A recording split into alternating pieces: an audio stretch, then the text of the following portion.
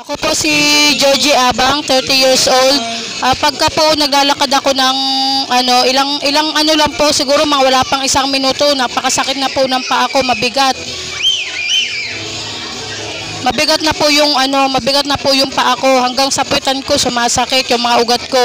Pero ngayon kanina nung nakatayo ako na nagsasalita po si Prophet Jonathan Alamo, ramdaman ko na nangangatog po ako. Tapos nung pinag-pray niya po na sabi niya, tanggapin lang si Jesus, tanggapin lang ng buo sa puso.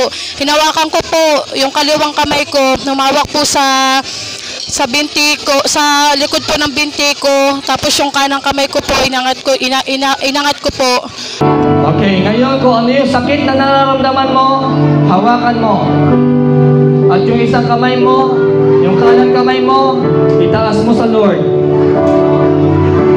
Tapos nung pagtanggal ko po yun, tumalon-talon po ako, wala po ako naramdaman. Namanhid po siya, tapos totally wala na po.